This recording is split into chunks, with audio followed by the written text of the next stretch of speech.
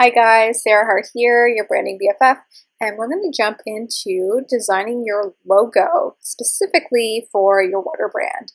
So if you don't know what kind of brand you have yet, make sure to jump over to sarahhart.ca/quiz and to uncover your brand element. This is one of 4 possible options, either your fire, earth, air, or water, and each one has a branding guide with fonts, colors, images, and graphics to help you brand yourself based off of your personality.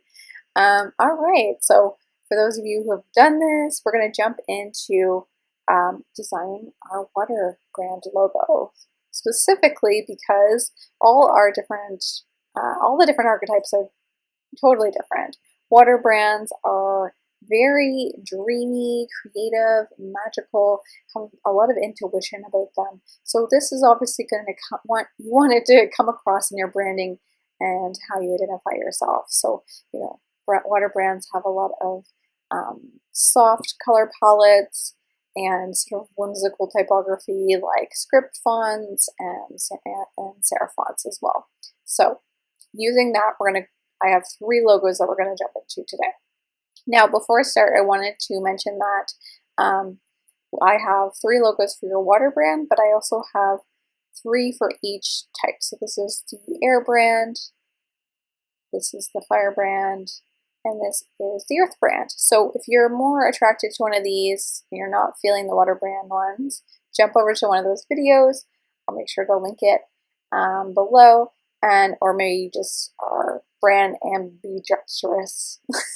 I even say that right, like all of us, and you want to incorporate parts of the different styles into your branding. All good. Awesome. So one last housekeeping thing before we jump into design. I wanted to mention that, a lot of the biggest hang up people have when it comes to the logo is they give it too much power. They put so much attention into their logos that they turn it to perfectionist mindset, and just everything kind of gets, gets crazy. Oh my God, logos can make you crazy, guys. So what I suggest is just know that your logo is a piece of your branding. So it's just the same as your website brand and your social media graphics. It's just one piece of the puzzle. It's not the be-all, end-all. And even if you're super lazy like me, and honestly, I just like to keep it simple. I just have my signature that I had someone just make it look awesome, make it look smoother for me, and I've been using that for like 6 years, and I'm very happy with it. So you actually don't really have to do much to do a great logo.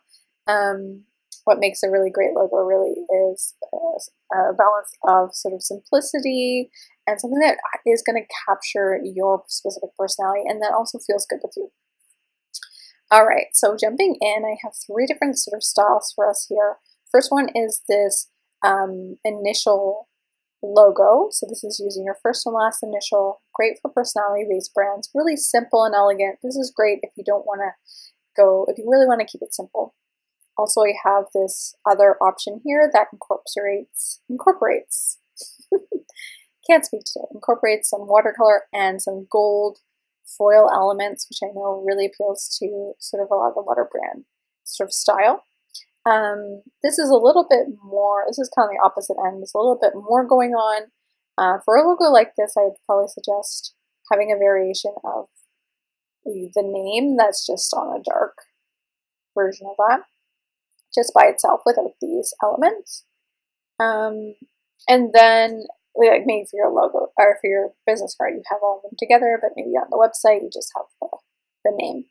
And then I have this sort of script font, which really scripts are really great for adding a little bit more of approachability to your brand, a little more like casualness, and this sort of vintage floral that kind of fades in the background. It's kind of a nice balance between these two, where it has a little bit more going on, but not as much, and it has like sort of this elegance that comes with that vintage floral aspect to it. So I'm just going to duplicate this and play around with this a bit more. So if you're doing this is just 2 sort of text options in Canva. So if I was doing my own name here, I would just want to try to play with, you can see here I've actually used different variations. So this is a bold, this H is a bold. Actually, that's a little bit too bold for the H because the H takes up so much space compared to the S. I actually feel like the S would need a little bit more of a bold feel to it. Yeah, I like that there. And also I just want to make sure that it's lining up nicely. You're doing like, when you're doing initials, you want to make sure it's kind of lining up kind of in a unique way. A couple examples here are, excuse me, this one here, you can see how these letters kind of like are really simple and elegant. And I kind of like this one here too, kind of with that illustration touch to it. But really simple, but sort of classic feel to it. Maybe even playing with it inside. Ooh, that's kind of cool. I like that there. But you want to just zoom in and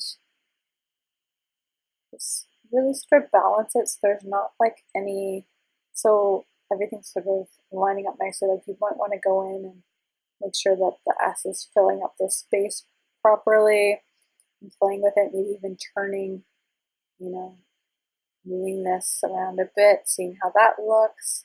You can really kind of have fun with these two letters together. And also play with, well, I have the two colors right now, but you can also play with them as the same color and see how they work. That's a little bit. It's back to see how this is kind of interesting.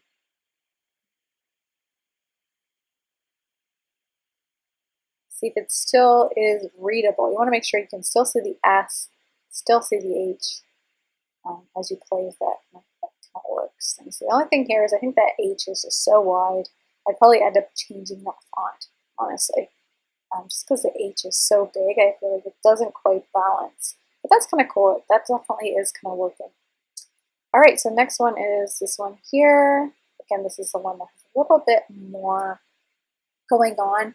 Also, it's a little bit more, so for example, I could easily have just put this in the middle, put this in the middle, which I think looks good, but what I liked about the way that I had it is it kind of plays, you have a little bit more of a playful brand, a little bit more easygoingness to it. This kind of plays with the balance a little bit. So for example, this gold is going over to the right, moving that direction versus this, the text and the watercolors moving to the left. So it's kind of like balancing each other out. It's kind of that yin and yang, things pulling, and it kind of gives it a little bit more of a dynamic feel to it. So you can play around with that. You can see that I've actually moved the name, kind of dropping off the edge. It's kind of really nice to do if your name can do that. I don't think my name doesn't have that nice droppy, but whatever.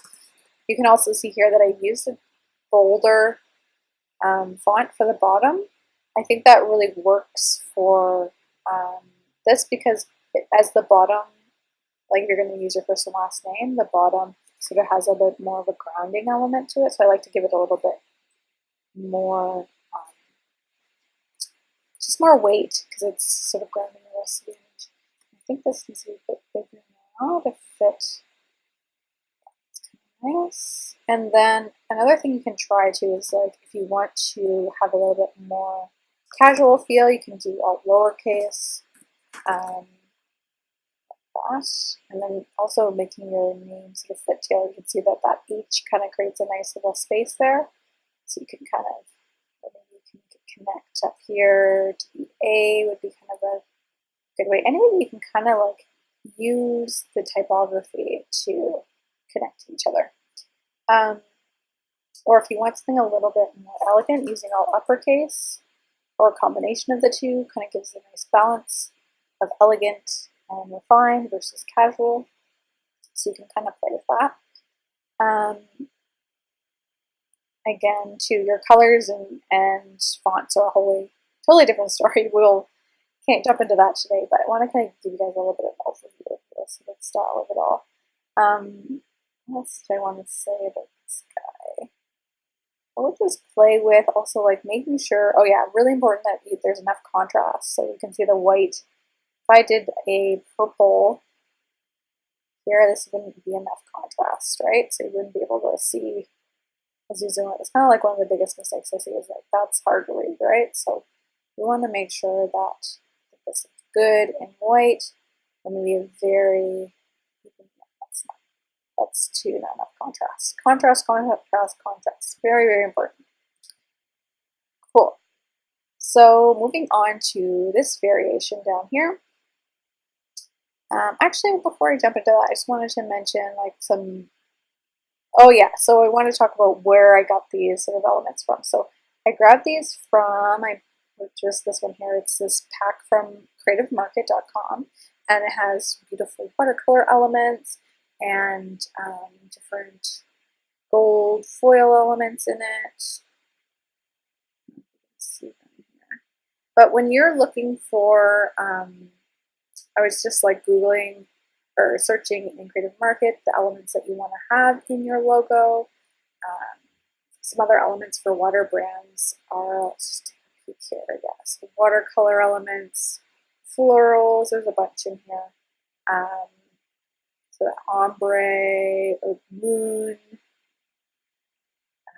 gold foil, all that silver foil, all that good stuff as well. Awesome. Yeah. Oh yeah, what I wanted to mention is that when you're searching for these, make sure you go below and look at the file type and make sure it has a PNG option. That's really important because then you can upload that into Canva. All right, so I wanted to show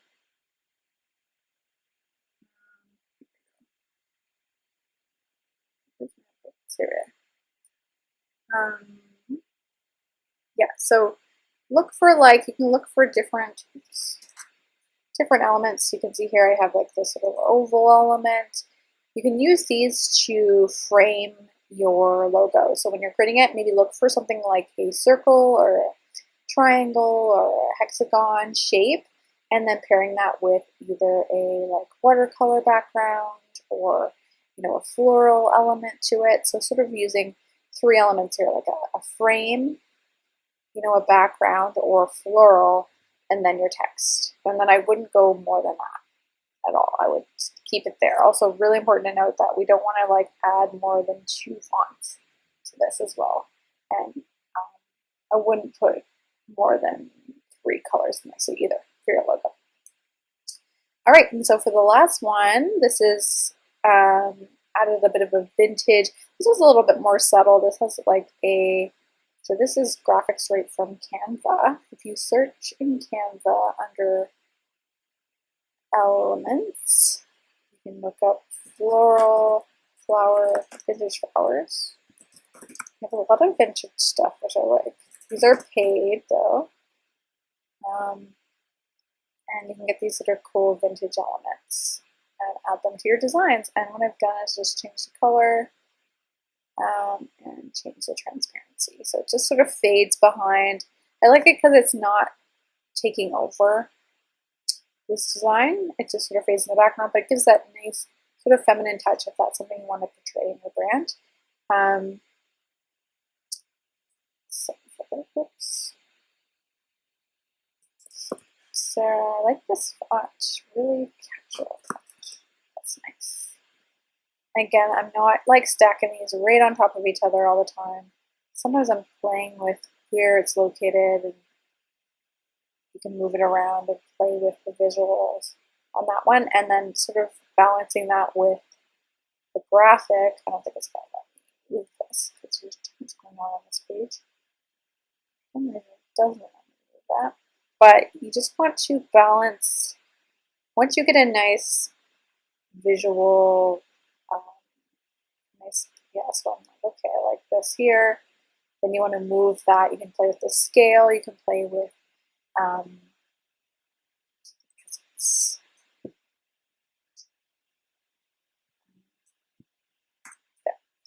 can play with the rotation of it and just sort of play around till you find one that's a little bit more, that fits nicely. It's not want to make sure that it's still readable. You don't. The reason I need this not 100% is because I want it to be readable. My text. So it's really important that you get the name before the visuals. So just keeping that in mind. That this should be the main focal point of the design. All right. So what else did I want to say about that? There's just one more thing I wanted to address, and I totally forget. I'll remember in the next video. So jump over to the next video, I guess, to hear. All right, great. So hopefully that was helpful. Those are the designs, and I'll see you guys in the next video. Bye.